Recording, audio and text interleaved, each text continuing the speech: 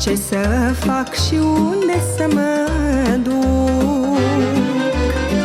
Mama, vin mereu la tine, măiculița mea.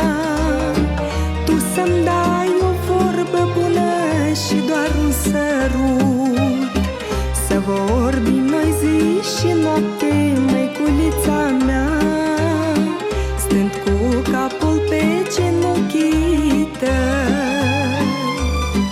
Cu grijă să mângâi părul, măiculița mea. Tu ești raza mea de soare ce îmi dă scântei.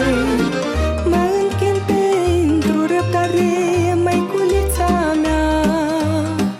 Dragoste mângâietoare, măiculița mea. M-ai crescut, m-ai alinat, măiculița mea. Și tot ce am vrut mi-ai dat, măiculița mea.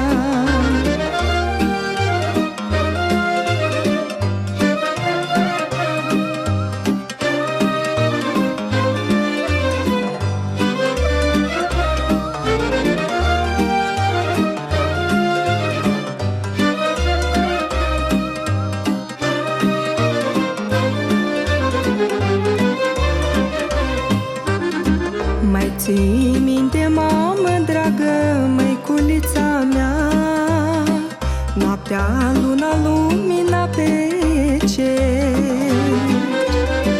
Tu cu un vis de primăvară, măiculița mea, adormeai copii în casă, tot cu cântece.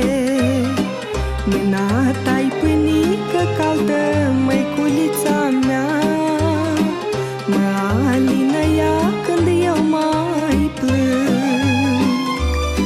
Graiul tău, măicuță dragă, măiculița mea. Lacrima de dorul meu cade la pământ. Mă închin pentru răbdare, măiculița mea. Dragoste mângâietoare, măiculița mea.